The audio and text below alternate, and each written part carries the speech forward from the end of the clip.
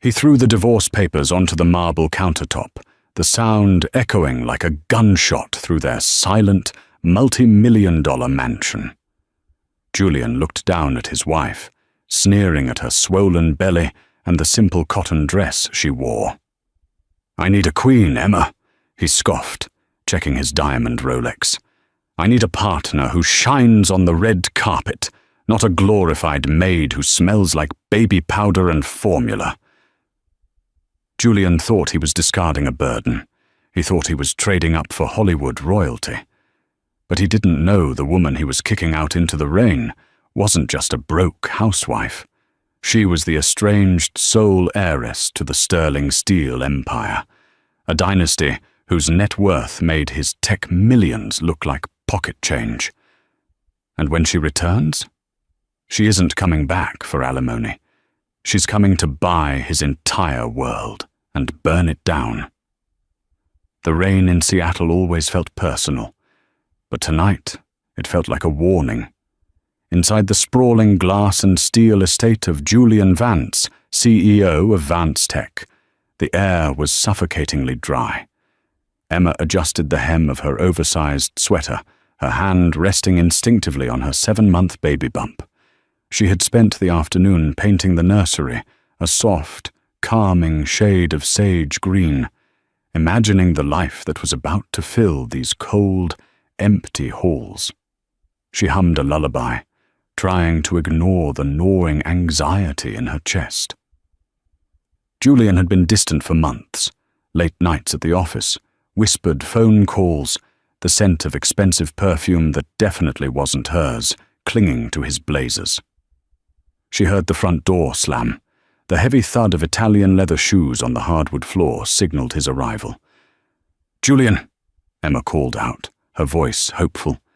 "I made that pot roast you like.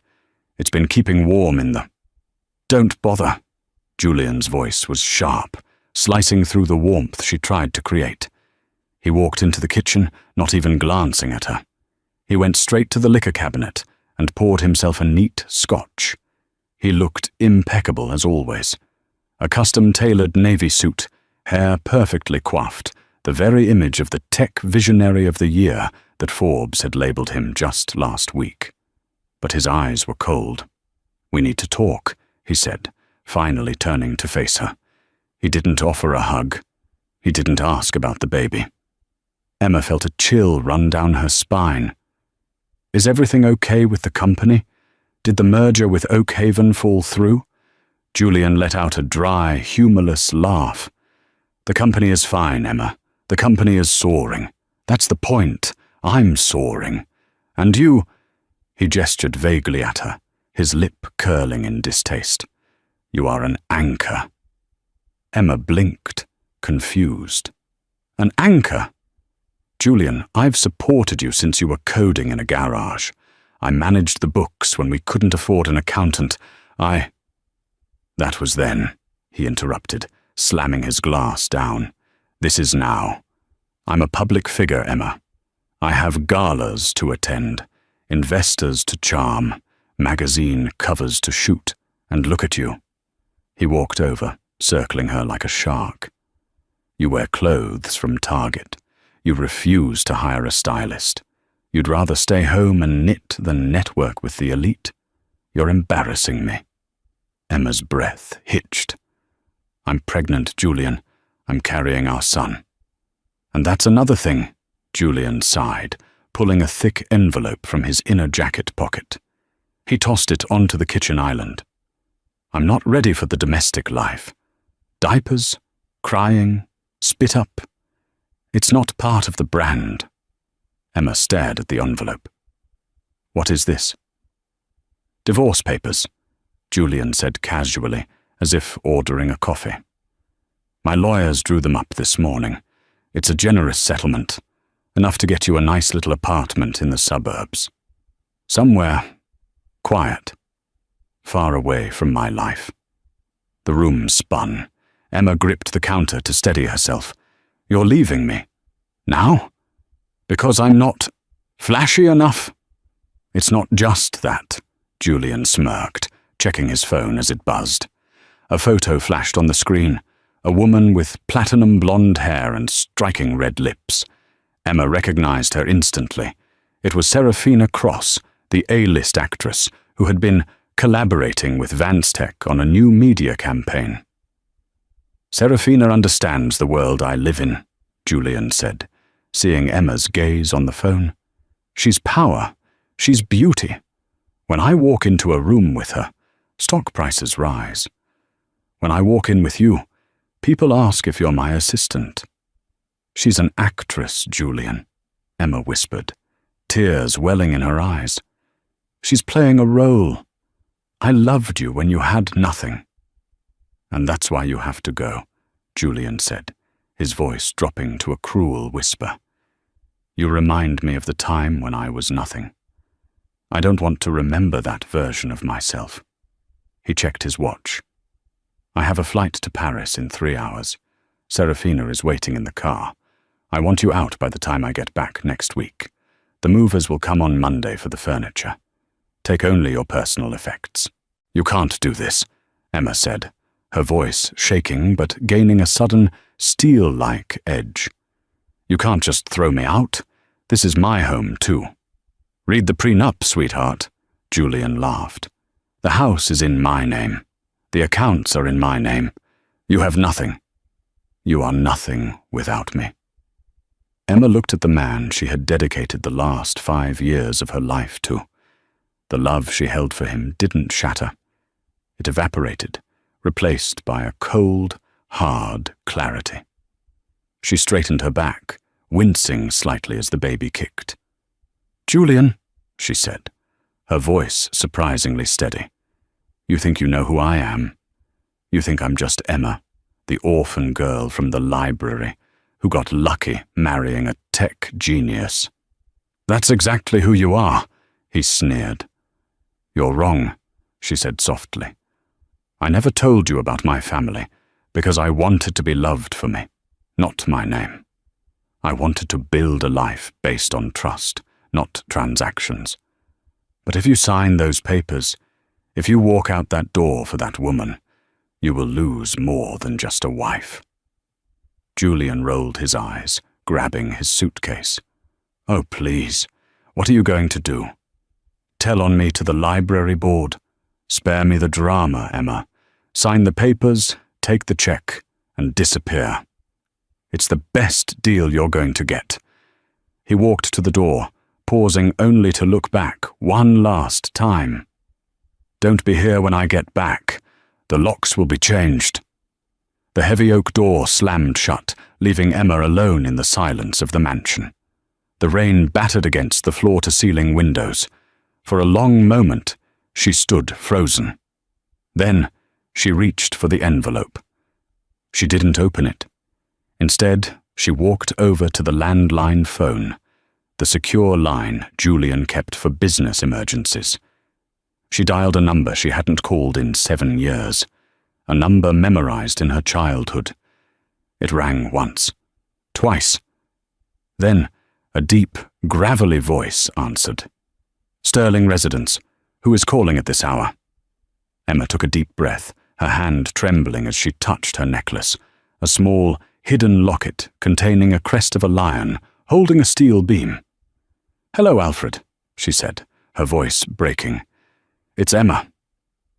Tell my father. Tell him I'm coming home. And tell him I'm ready to take my seat at the table." There was a stunned silence on the other end, followed by a sharp intake of breath. "Miss Emma!"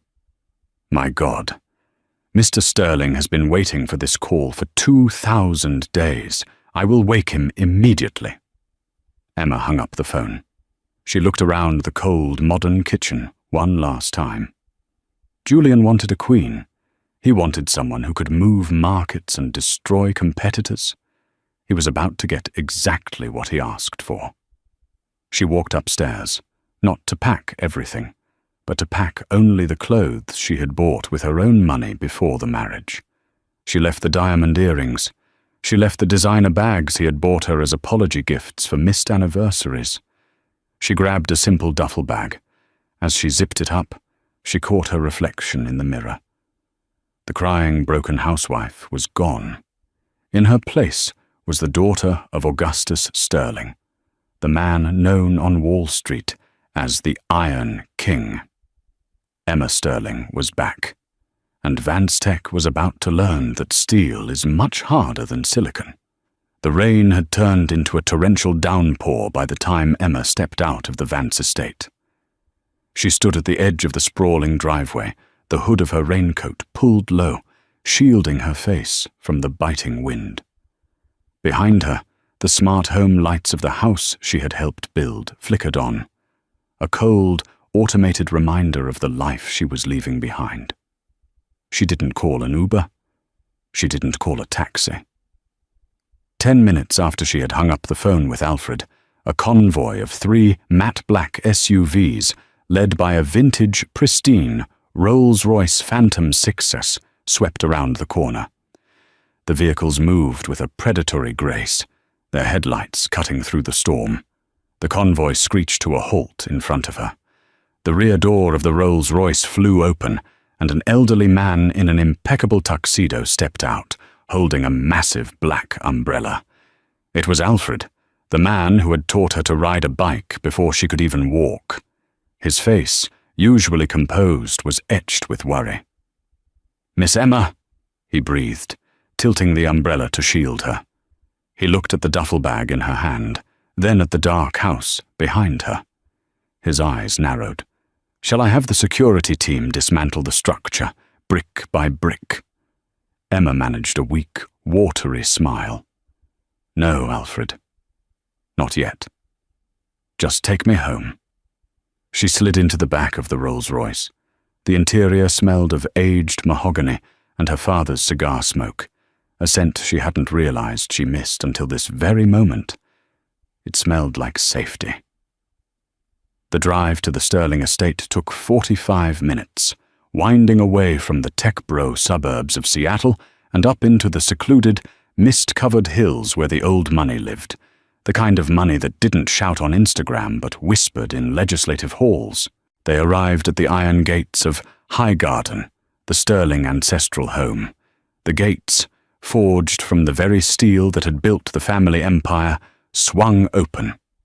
The mansion loomed ahead, a fortress of limestone and ivy, looking more like a European castle than an American home. As the car stopped, the front doors burst open. Augustus Sterling, the Iron King, stood there. He was 68 years old, leaning heavily on a cane topped with a silver lion's head, but his presence was still formidable enough to silence a boardroom. He wore a velvet smoking jacket, his white hair swept back. Emma stepped out of the car, and for the first time that night, the facade crumbled. She ran to him, burying her face in his chest. "I'm sorry, Papa," she sobbed. "I'm so sorry. You were right." Augustus dropped his cane, wrapping his arms around his daughter, his large, calloused hands cradling her head. "Hush now, Emma. You wanted to find your own path. You wanted to know if you could survive without the name. It was a noble experiment." He pulled back, his steel-grey eyes hardening as he looked at her tear-stained face. "But tell me, did he hurt you?" "He broke my heart," Emma whispered. "He threw me out for an actress. He said I wasn't enough. He said I was just a liability."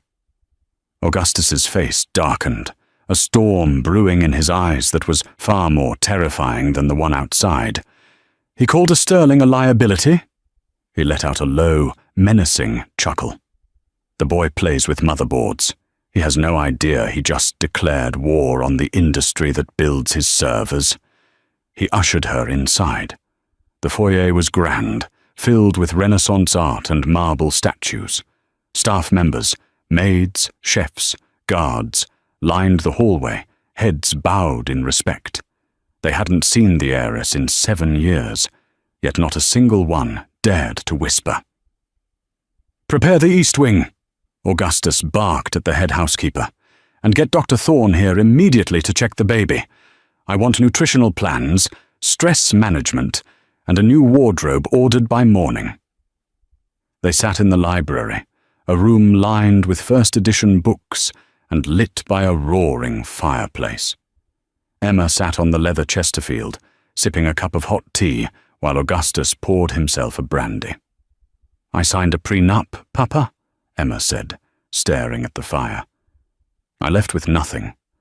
I wanted him to trust me, so I signed everything he put in front of me." "Paper," Augustus waved his hand dismissively. "Julian Vance thinks power is in contracts. Power, my dear, is in leverage. Does he know who you are yet?" "No," Emma shook her head. "I kept my promise. I used my mother's maiden name. Vance was the only name I took. To him, I'm just Emma, the girl with no family." "Good," Augustus smiled, a predatory glint in his eye. "The element of surprise is the most expensive commodity in war. Let him enjoy his actress. Let him enjoy his magazine covers. We have work to do." He slid a folder across the table. It was stamped with the Sterling Industries logo. "I'm dying, Emma," he said bluntly. Emma dropped her teacup. It clattered onto the saucer. "What?" "Heart failure," Augustus said, his voice steady. "I have a year, maybe 2.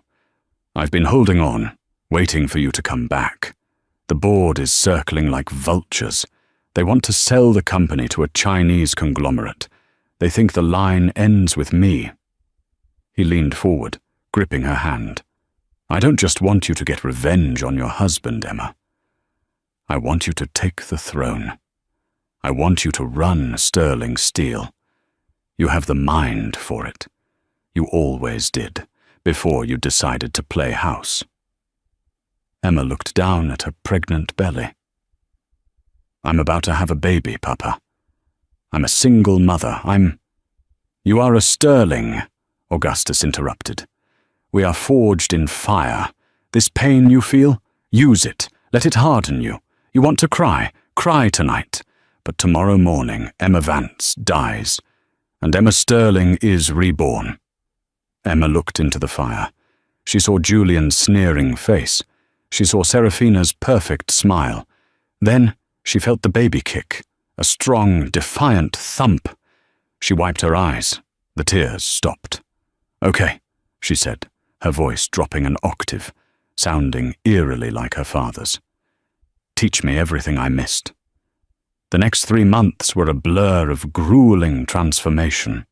While Julian Vance was photographed on yachts in the Mediterranean with Serafina Cross, splashing champagne and giving interviews about living his best life, Emma was in a war room.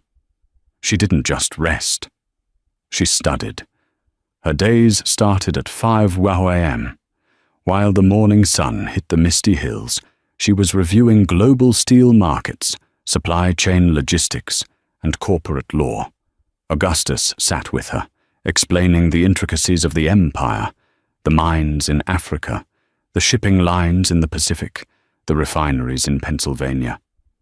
But she also focused on herself. The frumpy look Julian had despised wasn't who she was. It was who she had forced herself to be to fit into his modest beginnings. Now, she had unlimited resources.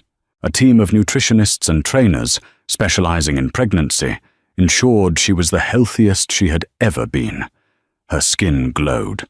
Her hair was treated with the finest oils until it shone like spun gold. She stopped wearing baggy cotton and started wearing custom-tailored maternity wear from Milan, silks and cashmeres that draped over her bump like royal robes. Then, the night of the birth came. It was a stormy Tuesday. Emma was in the private medical wing of the Sterling estate. There was no panicked drive to a hospital. The hospital came to her. 4 top obstetricians were present. When the baby cried, the sound echoed through the halls of Highgarden. "It's a boy," Dr. Thorne announced, placing the infant on Emma's chest. He had Julian's dark hair, but when he opened his eyes, they were sterling grey. Augustus walked in, tears streaming down his face. He looked at his grandson.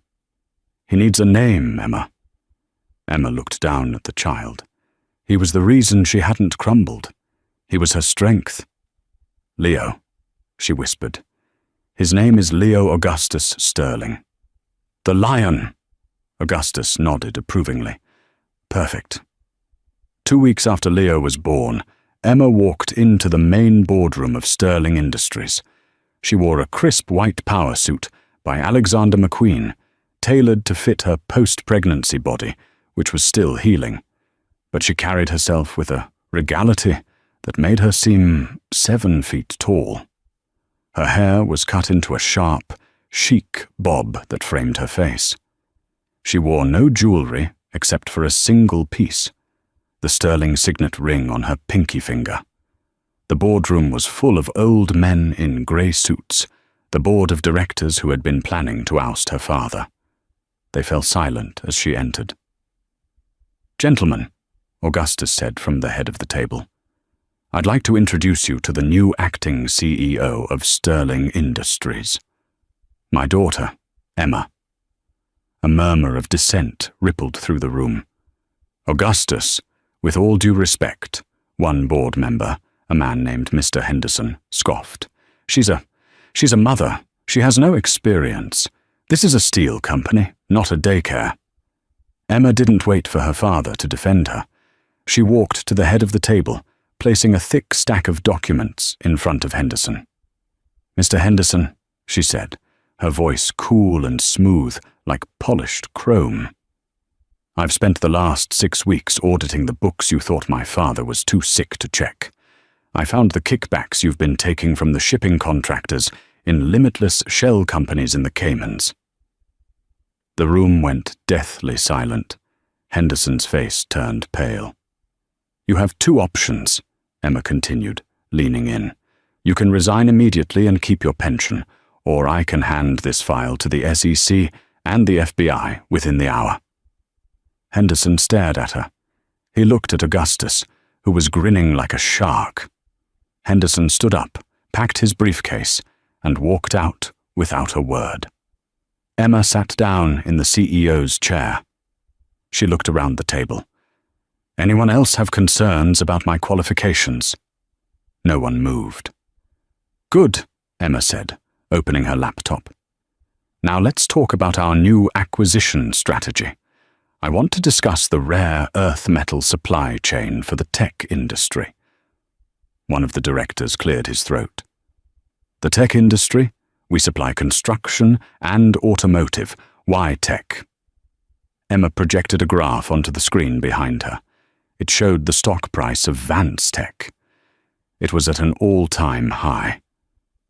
"Vance Tech is about to launch their new quantum phone," Emma explained. "It relies on a specific heat-resistant alloy for its battery casing to prevent overheating. Currently, there is only one major supplier of this refined alloy in North America. Oakhaven Refineries," a director noted. "Correct," Emma smiled. "And as of this morning, Sterling Industries has acquired a 51% controlling stake in Oakhaven Refineries." The board members exchanged stunned glances. "You want to squeeze Vance Tech?" asked a younger director, looking impressed. "No," Emma corrected him. "I don't want to squeeze them. I want to own them. Julian Vance needs this alloy to launch his product next month. If he doesn't get it, his stock tanks. If he wants it, he has to negotiate with the supplier." She tapped a key on her laptop, bringing up a digital invitation. "Next week is the Global Tech Innovators Gala in New York," Emma said. "Julian Vance will be there to unveil the prototype. He's expecting the press, the investors, and his celebrity girlfriend." She stood up, walking to the window that overlooked the estate. "He is also expecting the CEO of Oakhaven Refineries to be there to sign the final supply contract," she said softly. "But the CEO of Oakhaven isn't coming." She turned back to the room, her eyes blazing. "I am going, and I think it's time Julian Vance met the woman he really married." The transformation was complete. The grieving wife was dead. The shark had entered the water. "Prepare the jet," Emma ordered, "and someone call Versace. I need a dress that looks like revenge." The Global Tech Innovators Gala in New York City was the kind of event where the air conditioning smelled like orchids and money. Held at the Glass House on 12th Avenue, overlooking the Hudson River, it was a convergence of Silicon Valley billionaires, Hollywood royalty, and old-world investors. Julian Vance was in his element. He stepped onto the red carpet, the flashbulbs erupting like a strobe light storm. On his arm was Serafina Cross, wearing a sheer, diamond-encrusted gown that left little to the imagination. She smiled that practiced, Oscar-winning smile, clinging to Julian as if he were the only man on earth. "Julian! Julian!" a reporter from Vanity Fair shouted. "Is it true the quantum phone launches next month? Is Vance Tech ready to revolutionize the market?" Julian stopped, adjusting his tuxedo cuffs. He flashed a dazzling grin. "The quantum phone isn't just a device, it's a lifestyle. And yes, we have secured the most advanced materials on the planet to make it happen. Tonight, we solidify the final partnerships. Vance Tech is unstoppable." He squeezed Serafina's waist. "And having the most beautiful woman in the world by my side doesn't hurt, does it?" The press ate it up. They were the golden couple. Inside the ballroom, the atmosphere was electric. Julian mingled, accepting champagne and congratulations. He checked his watch repeatedly. "Relax, darling," Serafina purred, sipping a martini. "You're tense." "I'm waiting for the Oakhaven CEO," Julian muttered. "Old man O'Malley sold his company last week to some private equity firm. I need to meet the new owner to sign the alloy contract. Without that alloy, the phones overheat. I can't launch." "They'll sign," Serafina dismissed him. "You're Julian Vance. Everyone wants to be in business with you." Suddenly, the room's ambient chatter died down. It started near the grand staircase and rippled through the crowd like a wave. The jazz band even faltered for a beat. Heads turned. Whispers hissed through the room. "Who is that? Is that a model? No, look at the security detail." Julian turned around, annoyed that someone was stealing his spotlight. His annoyance instantly turned to confusion, and then to a paralyzing shock that felt like a punch to the gut. Descending the staircase was a woman who looked like a queen from a futuristic dynasty. She wore a custom Versace gown made of liquid silver fabric that shimmered like molten steel with every step. The dress hugged her curves that were fuller, more womanly than he remembered, and featured a daring slit that showed off legs that went on for miles. Her hair, once long and often tied in a messy bun, was now a sharp, asymmetrical bob that accentuated her high cheekbones. Her makeup was flawless, her lips painted a deep blood red. Around her neck hung a necklace of raw, uncut diamonds that was likely worth more than the building they were standing in. It was Emma. But it wasn't the Emma he knew. The Emma he knew wore oversized sweaters and apologized for taking up space. This woman walked as if she owned the gravity keeping everyone else on the floor. "No," Julian whispered, the color draining from his face. "It's impossible." Serafina narrowed her eyes. "Who is that? Do you know her?" Emma reached the bottom of the stairs. The crowd parted for her, sensing power. She didn't look at the press. She didn't look at the other billionaires. Her steel-grey eyes locked directly onto Julian across the room. She began to walk toward him. The click of her heels on the marble floor sounded like a countdown. Julian couldn't move. His brain was misfiring. She's supposed to be in a cheap apartment in the suburbs. She's supposed to be miserable. How is she here? How did she get past security? Emma stopped 3 feet in front of him. Up close, she smelled of jasmine and cold, hard cash. "Hello, Julian," she said. Her voice was smooth, confident, and utterly devoid of the warmth she used to have for him. Emma? Julian choked out, his voice cracking. What are you doing here? Did you crash the party? You need to leave before security.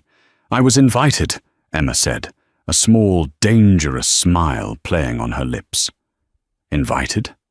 Serafina laughed, stepping forward to mark her territory. By who? The catering staff? Look, honey, the divorce isn't finalized, but stalking Julian at a business gala is pathetic.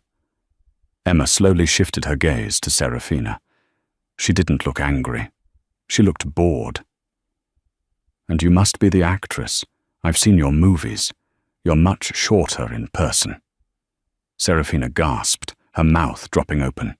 Before Serafina could screech a retort, the event organizer, a frantic man with a headset, rushed up to them. Ms. Sterling! Ms. Sterling! I am so sorry I wasn't at the door to greet you. We are honored to have the representation of Sterling Industries here tonight. Julian froze. Ms. Sterling? Emma turned back to Julian, her eyes dancing with amusement. Oh, I forgot. We never did discuss my family, did we? You were always too busy talking about yourself. She took a step closer, lowering her voice so only Julian and Serafina could hear. You're waiting for the owner of Oakhaven Refineries to sign your alloy contract, aren't you, Julian? Julian nodded slowly, a feeling of dread rising in his throat. Well, Emma said, taking a sip of champagne from a passing waiter's tray. Here I am. You? Julian whispered. You own Oakhaven? My family owns Oakhaven, Emma corrected. My father is Augustus Sterling.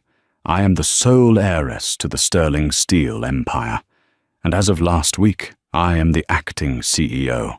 I own the metal inside your phone, Julian. I own the steel in the building you live in. I own the tracks your products ship on. She leaned in, her lips brushing his ear. And right now, I'm not sure I like your business model. The camera flashes went off in a blinding flurry, capturing the moment the Tech King realized his discarded queen held the keys to his kingdom. The VIP meeting room on the top floor of the glass house was soundproof, which was fortunate, because Julian Vance was shouting, "This is entrapment! This is fraud!" Julian paced the room, his tie loosened, sweat beading on his forehead. You lied to me for 5 years. You pretended to be a nobody. Emma sat calmly at the head of the glass table, flanked by 2 of her father's most terrifying corporate lawyers. She checked her manicure, looking unimpressed. Serafina sat in the corner, looking pale and scrolling frantically through her phone, probably Googling Sterling family net worth. I never lied, Julian, Emma said coolly. I omitted. There is a difference. I wanted to be sure you loved me for me. And you proved, quite spectacularly, that you didn't love me at all. You loved the convenience of me. I want that contract signed. Julian slammed his hand on the table. My investors are expecting a launch in 3 weeks. If I don't have the Oakhaven alloy, the batteries will fail safety tests. The stock will plummet. I'll be ruined. That sounds like a you problem, Emma said. Emma, please! Julian's tone shifted instantly from aggression to begging. He walked over, trying to sit on the edge of the table near her, flashing the boyish charm that had won her over years ago. Look, we have a history. We're having a child together. Don't do this to the father of your child. Emma's expression turned into ice.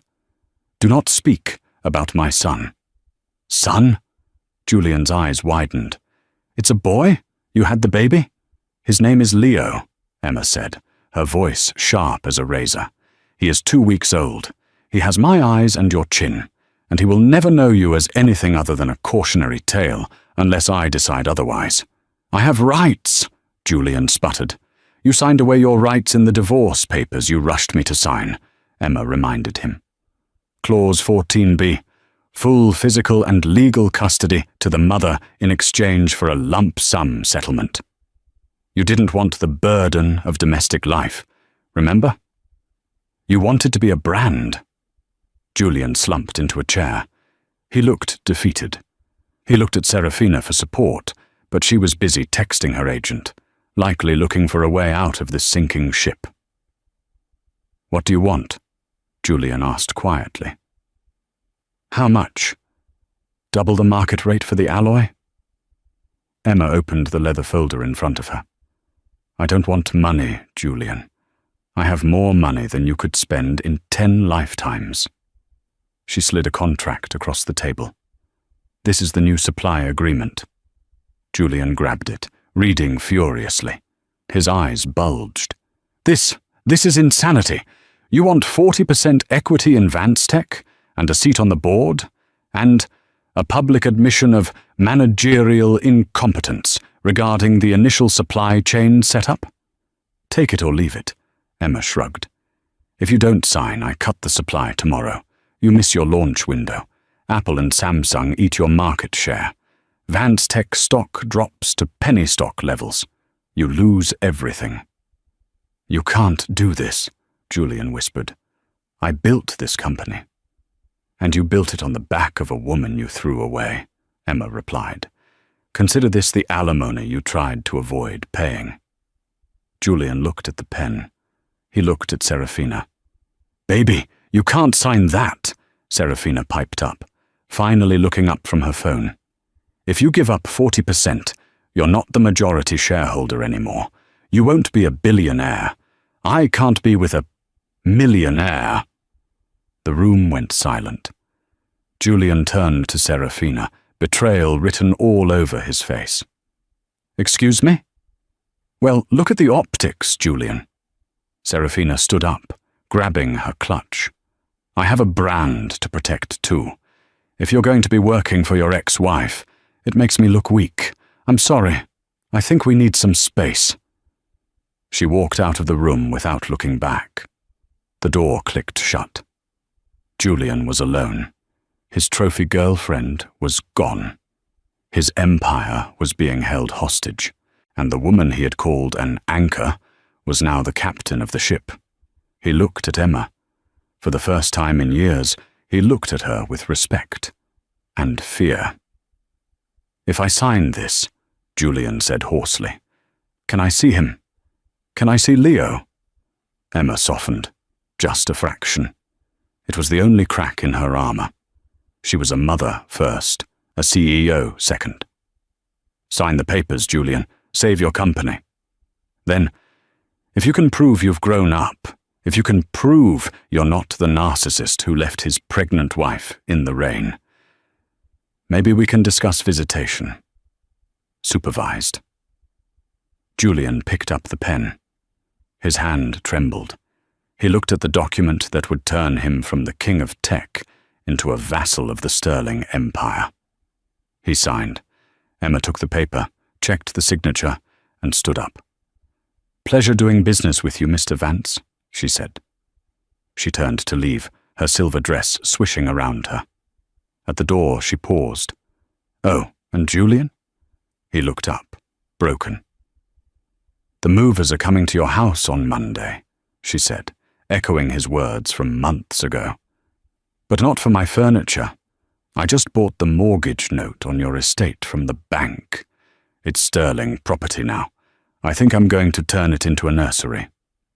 She walked out, leaving him in the silence of the room, the ink on the page still wet, sealing his fate. The morning after the gala, the world woke up to a different reality. The headlines didn't talk about the quantum phone's specs or Julian's smile. Wall Street Journal, the Iron Heiress emerges. Sterling Industries acquires major stake in Vanstech. TMZ. Julian Vance, dumped by Serafina Cross after public humiliation by secret billionaire ex-wife. Forbes. Emma Sterling, the hidden titan who just checkmated Silicon Valley. For Julian Vance, the following weeks were a slow, agonizing suffocation by bureaucracy and regret. The cool, rebel CEO image was dead. He was now answerable to a board, and specifically to the chairwoman of the board, Emma. The first board meeting under the new ownership structure was held at Vanstech headquarters. But the atmosphere had changed. The beanbag chairs and free kombucha taps were still there, but the fear in the air was palpable. Julian walked in, expecting to sit at the head of the table. He found his seat occupied. Emma sat there, reviewing a spreadsheet. She didn't look up when he entered. "You're late, Julian," she said, tapping her watch. "We started 5 minutes ago." "This is my office," Julian gritted out, sitting in a smaller chair to her right. "It was your office," Emma corrected, finally looking at him. Her eyes were devoid of the adoration he used to rely on.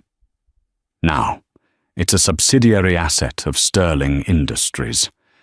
And as per the efficiency audit I conducted this morning, we are making changes. We're cutting the marketing budget for the launch party." "What?" Julian stood up. "The launch party is iconic.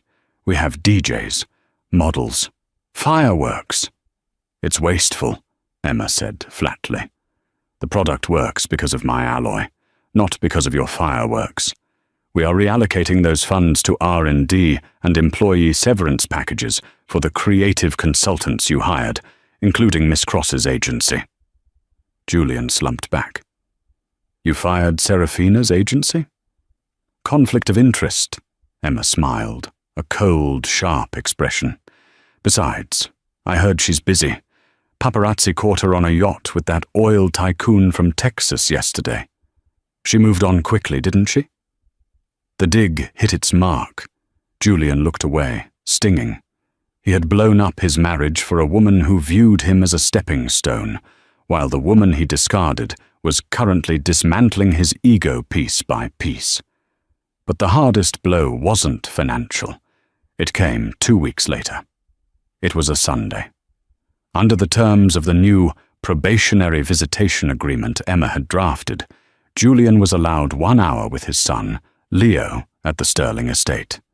He drove his car, no longer the latest supercar, but a sensible sedan, as he had to liquidate assets to pay off the debts Emma had uncovered, up the winding road to Highgarden. He was escorted by armed guards to the solarium. The room was bathed in sunlight, smelling of citrus and blooming jasmine. Emma sat in a rocking chair, feeding Leo from a bottle. She looked angelic, soft, maternal, yet radiating a power he had never seen before. Julian stood in the doorway, feeling like an intruder in his own life. "Wash your hands," Emma said without looking up. Julian obeyed.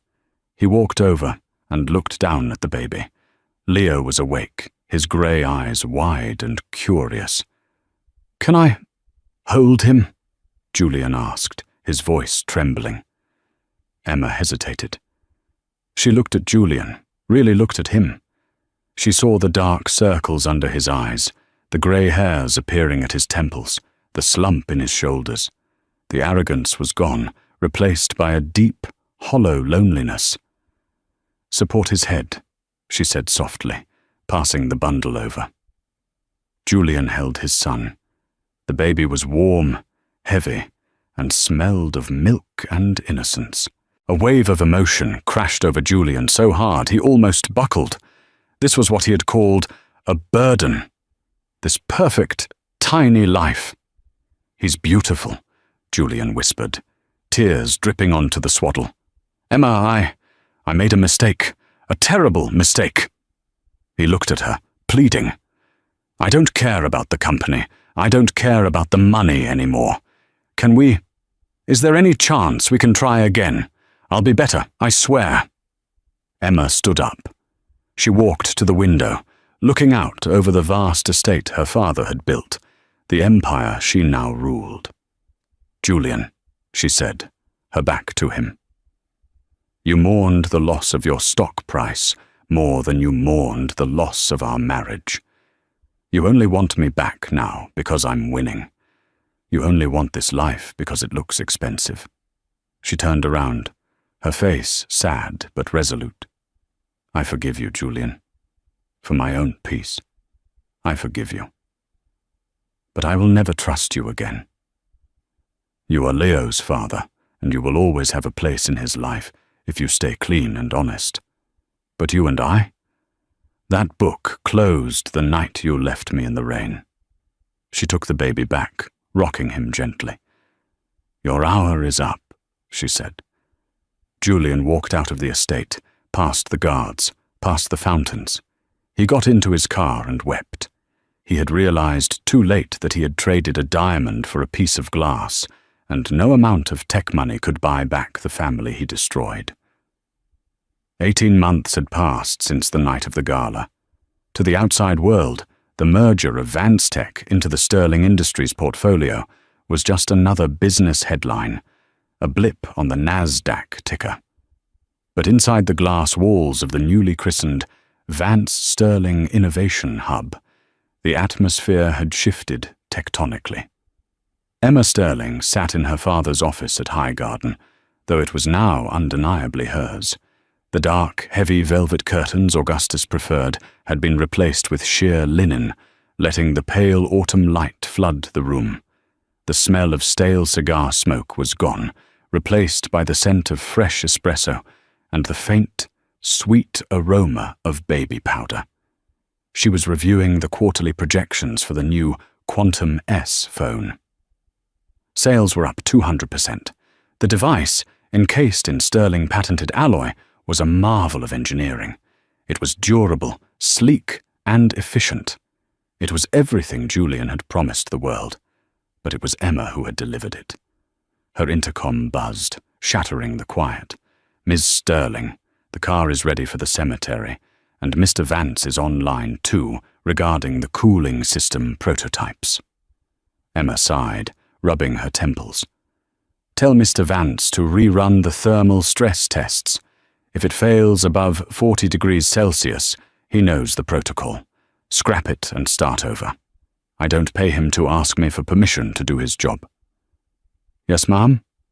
Emma stood up, walking over to the playpen in the corner of the office. Leo was 18 months old now, a bundle of energy with dark curls and eyes that were a startling shade of grey, the Sterling trademark. He was trying to stack wooden blocks, his brow furrowed in concentration. "Mama go bye-bye?" Leo asked, looking up as she approached. "Yes, my love. We're going to see Grandpa," Emma said, picking him up. He felt solid, heavy in her arms.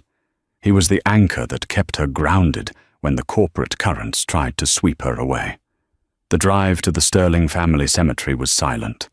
The estate was so vast it had its own burial grounds, a secluded grove of weeping willows and ancient oaks atop a wind-swept hill overlooking the valley. When they arrived, the air was crisp, biting with the coming winter. Leaves crunched under Emma's boots, combat boots, paired with a sharp black trench coat. She didn't dress like a debutante anymore. She dressed like a general inspecting the front lines. A small crowd had already gathered by the fresh grave. It was a private affair. Just close family friends, long-time staff, and the board of directors. Augustus Sterling, the Iron King, 1957-2025. Emma stood before the black marble headstone. She didn't cry. She had done her crying months ago, during the long nights in the hospital wing when her father's heart finally gave out. In those final hours, he hadn't spoken about business. He hadn't spoken about stock prices. He had held Leo's tiny hand and told Emma stories about her mother. Stories she had forgotten. He had died not as a tycoon, but as a man. He would have hated this weather, a voice said softly beside her. Emma didn't turn. She knew the voice. It was raspy, familiar, but stripped of its old arrogance. He loved this weather, Julian. He used to say the cold keeps the mind sharp. Heat makes people lazy. Julian Vance stood a few feet away, respectful of the distance she kept between them. He looked different than the man who had preened on the red carpet with Serafina Cross. The spray tan was gone. The flashy jewelry was gone. He wore a simple, off-the-rack grey suit, his hair cut shorter and flecked with grey at the temples. He looked tired. He looked like a man who worked for a living. "I brought these," Julian said, awkwardly holding out a bouquet of white lilies. I know they were his favorite. "Thank you," Emma said, nodding to Alfred, who stepped forward to take the flowers. Julian shifted his weight, looking at Leo, who was hiding his face in the folds of Emma's coat. "Hey, buddy, you remember me?" Leo peeked out, then shyly waved a chubby hand. "Dada." The word hung in the air, heavy and complicated. Emma saw the flicker of pain in Julian's eyes, the realization that he was a visitor in his son's life, a Dada who appeared on Sundays and holidays, not the one who kissed him goodnight or chased away the monsters under the bed. "He's getting big," Julian murmured, his voice tight. "Alfred tells me he's already trying to climb the furniture." "He's a sterling," Emma said simply, adjusting Leo on her hip. "We climb." The ceremony was brief. The priest spoke of Augustus's strength, his vision, his unyielding nature. When it was over, the guests began to drift back toward the cars, their black umbrellas bobbing like beetles. Soon, only Emma and Julian remained by the grave. "Emma," Julian started, his voice rough, "I need to talk to you. Not about the prototypes, not about the company." Emma turned to him, her expression unreadable. "Make it quick, Julian. I have a video conference with the Tokyo partners in an hour." "I'm resigning," Julian said. Emma paused. She hadn't expected that. After she had taken over, she had offered Julian a choice: leave with nothing or stay on as head of product development, a significant demotion, but a chance to salvage his reputation and do the engineering work he actually loved. He had taken the job, and to his credit, he had been brilliant, humble, focused, and diligent. "Why?" Emma asked, studying his face. "You're doing good work. The Quantum S is a success because of your design adjustments. The board is satisfied." "I can't do it anymore, Emma," Julian admitted, letting out a long, shuddering breath. "I can't walk into that building every day and see what I lost. I walk past your office, and I remember when you used to bring me lunch in the garage. I see Leo, and I realize I missed his first steps because I was in a meeting about cooling fans." He looked at the grave, then back at her. His eyes were wet. "You were right. About everything. I was chasing a ghost. I wanted to be Julian Vance, the icon. But that guy was a jerk, and he was lonely. I lost the only woman who ever actually saw me." He took a step closer, but stopped when Emma shifted her stance, a subtle reminder of the wall between them. "I want to move to the coast," Julian continued. "Start a small consulting firm, something quiet. I want to build things again with my hands, not just manage teams. But I don't want to lose Leo. I want to be a father, Emma. A real one, not just a Sunday visitor." Emma looked at him. She saw the raw vulnerability there. For years she had craved this version of him, the honest, stripped-down man beneath the ego. But looking at him now, she realized something profound. She didn't want him back. She didn't hate him anymore. But the space in her heart where he used to live had been renovated. It was filled with other things now. Her son, her father's legacy, her own immense capability. "You think running away to the coast will fix you?" Emma asked quietly. "No," Julian shook his head. "But staying here, living in your shadow, it's killing me. You won, Emma. You beat me. You took the company, you took the house, you took the narrative. You are the Iron Queen. I'm just the ex-husband." Emma looked down at the grave. Iron Queen. It was a title she had earned in blood and tears. "You're right," she said. "I did win." She looked up at the grey sky, feeling the first drop of rain against her cheek. "Go to the coast, Julian," she said. "Build your workshop. Find yourself. If you can prove to me that you can provide a stable, healthy environment. Not a bachelor pad, not a party house, but a home. Then we can discuss extended visitation for Leo in the summers. Julian's face crumpled with relief. You'd do that? He needs a father, Emma said, stroking Leo's hair. And I don't want him to grow up thinking his father was a man who gave up. So don't give up, Julian. Be the man I thought you were when I married you. Julian nodded, wiping his eyes with the back of his hand. I will, I promise. He reached out, hesitating, then gently squeezed Leo's foot. Bye, Leo. Be good for Mum. He turned to Emma. You look incredible, Emma. You were always the strong one. I just was too blind to see it. Goodbye, Julian, she said softly. She watched him walk away, down the hill toward his modest car. He looked smaller, but lighter. He was finally free of the weight of his own ego. As his car drove away, Alfred stepped up beside her with a large black umbrella, shielding her from the drizzle. Shall we go, Miss Emma? Alfred asked. The Tokyo partners are notoriously punctual. Emma looked at the grave one last time. She touched the cold marble. We did it, Papa. The house is clean. She turned around, her trench coat flaring in the wind. The sadness of the funeral was fading, replaced by the familiar, electric hum of ambition. She took out her phone. Alfred, she said, as they walked back to the armored SUV. Get me the file on Serafina Cross's new production company. Alfred raised an eyebrow as he opened the car door. The struggling indie studio she started after the scandal, the one facing bankruptcy? Yes, Emma smiled, a smile that was all steel and sharp edges. I hear she's looking for investors. I think Sterling Media needs a new subsidiary. I want to buy it. To shut it down, Miss Emma? Alfred asked. No, Emma laughed, a dark, rich sound that echoed in the quiet cemetery. To run it. I think she needs a boss who understands the value of hard work. I'm going to make her my personal assistant.